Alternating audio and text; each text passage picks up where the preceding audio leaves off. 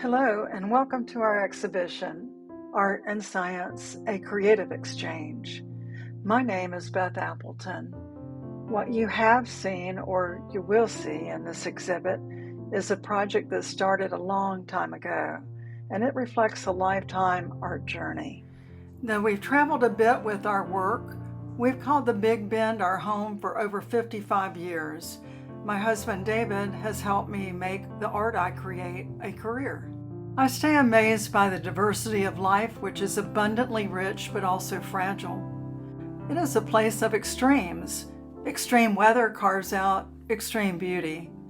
We have lived surrounded by the water and close to one of the most important estuarine reserves in the country.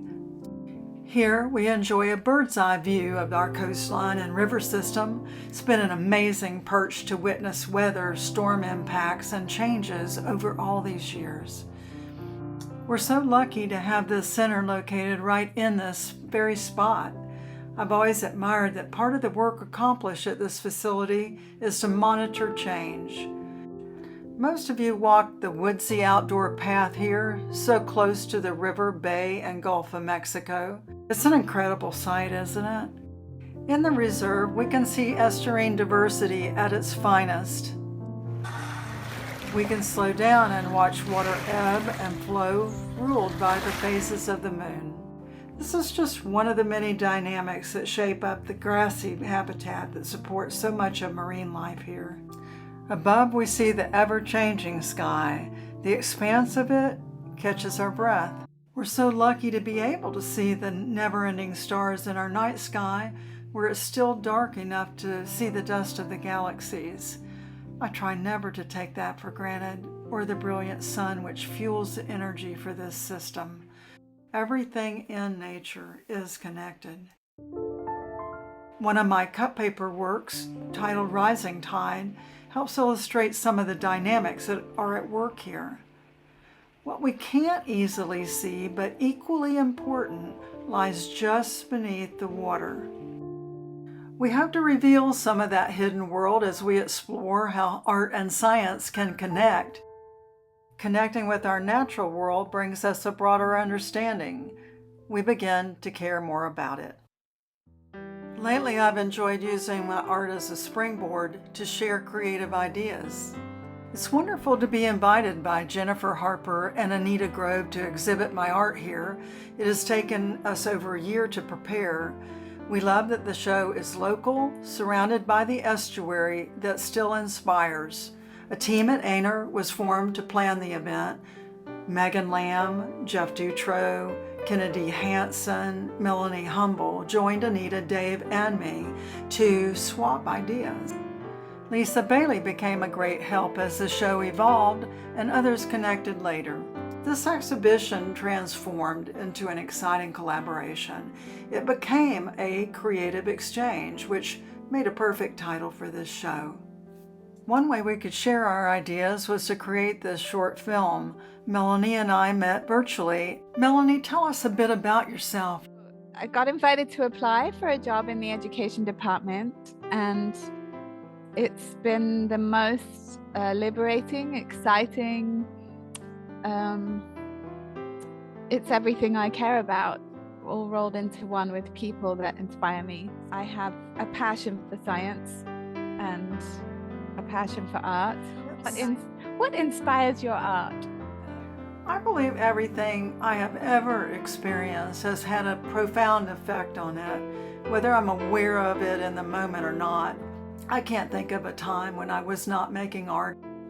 I grew up in Central Florida in what we thought of as Old Florida, in Ocala, near the crystal clear waters of Silver Springs.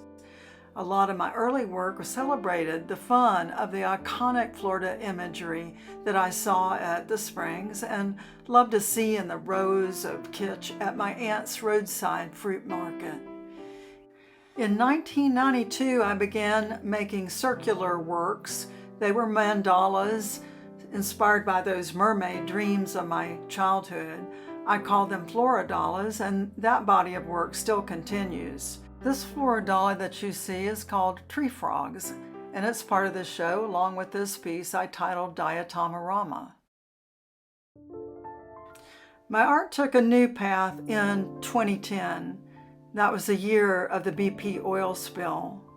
As Franklin County braced, Dave and I volunteered to join others establish baseline data reference. We helped riverkeepers document our most fragile and important estuarine areas. After the spill, we worked to monitor local waters for possible oil intrusion.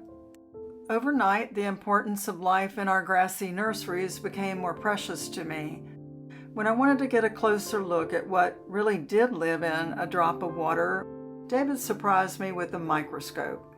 The first slide I prepared was a water sample from Apalachicola Bay and from a brackish water pond at Anners, Unit 4.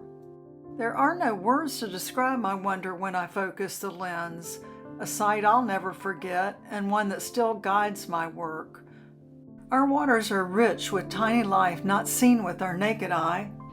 Back in my studio, as I worked on my art, these shapes just started appearing in my work, and I really had no idea what I was seeing, but I have learned many of the microlife forms that held my wonder are called diatoms. What I really found when I looked into my microscope for the first time was inspiration. A light bulb just went on. In an instant, I was connected to our magical world in a brand new way. I got lost in that drop of water. At first, I was taken by the mystery and beauty of them. Their patterns are so diverse and intricate. Finding them can be a treasure hunt. Composed of silica, they form glass-like structures that are transparent and often reflect light like prisms. But diatoms are so much more. They help make up the bottom of the food chain, so they are hugely important to all life. Diatoms are single-cell algae and masters of photosynthesis. They take in carbon dioxide and transform it into the oxygen that we breathe. The next two diatoms were captured by a microscopist friend of mine, Dr. Robert Simmons. Robert used a scanning electron microscope to capture this local diatom. His micrographs revealed intricate details, and they can be viewed in the center. The natural world inspires me every single day. Those experiences show up in my art. By keeping a journal, I can quickly record ideas I come on so I can revisit them later in a different way. My art, on the other hand, takes a very long time to complete. The sea hag has taken years to come to the surface. She holds diatoms and other precious life forms in her hands, while Corona and Corona brevis circle. The hag helps document the times we're living, and we hope she will inspire you to think up some stories, perhaps write some ideas in your own journal about how she came to be. The diatomus which hangs beside her is meant to be her companion piece. There are so many things I could share that are inspiring, that give me wonder, that spark my imagination to want to learn more and create art. The list is endless. One thing that has inspired me lately is working with the team at Anners during this planning of this project. What does the fusion of art and science bring to our understanding that either alone doesn't bring? I think the combination of art and science is a brilliant bridge to cross. The possibilities can just multiply. As a team, we've been sharing ideas and images, some of which are now exhibiting at the center. This creative dialogue has helped us accomplish far more than I could have just done by myself. I'm grateful and inspired by our collaboration. These are just some of the amazing micrographs captured by Megan Lamb, who works as stewardship coordinator. This micrograph she captured is so striking, it has become an icon of the show.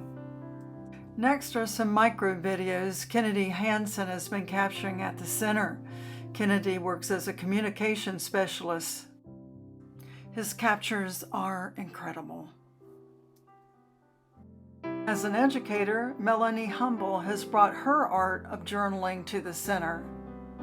Some of her beautiful drawings can be seen on the pages displayed in the exhibit as well. down here is the cirri legs and the cirrus clouds, because yeah, they're amazing. Ideas from Anita always help guide us. Megan organized our team, and Jeff helped lay a path. Jennifer Harper and the staff here inspire me. Here's Jeff. This is just a clump of oysters in Apalachicola Bay. And if you could go underwater and look close, this is what it looks like. Pictured a little bigger with this microscope. We just don't get to see it. I wish I could share all our art-science brainstorms. We swapped ideas about the nature of construction, destruction, transition, and change, how our eyes see images, but our brain interprets them. I'll share a few more. How do you become more receptive?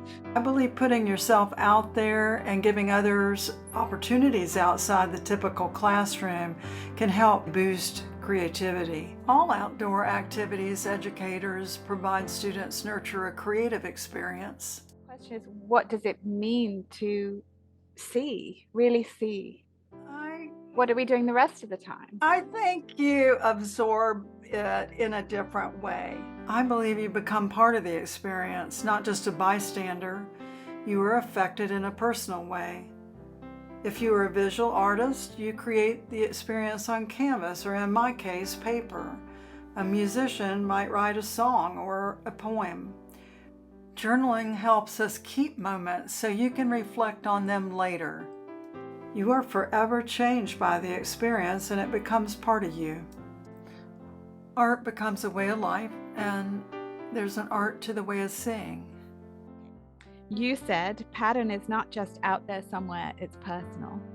We talked about how bees, butterflies, hummingbirds use color and pattern to find food and safety. Like a moth, they're drawn to them. We are too.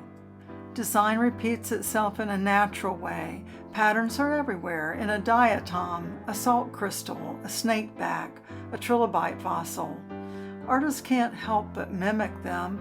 It feels innate. How does the journal help you see? Maybe it slows us down. I've always kept journals. They're a great way to keep time.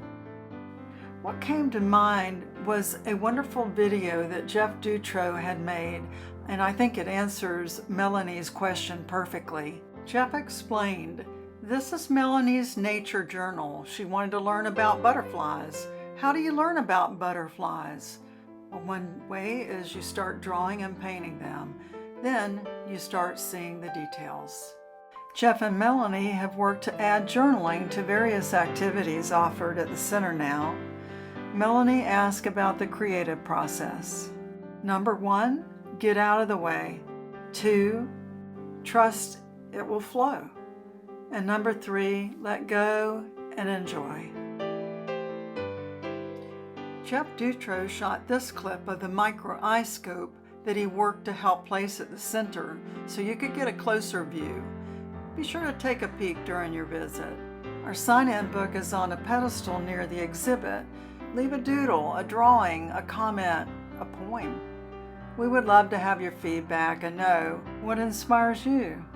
And special thanks to our friend and musician Jody Thomas, who lends us lovely music, which really helps make this movie flow.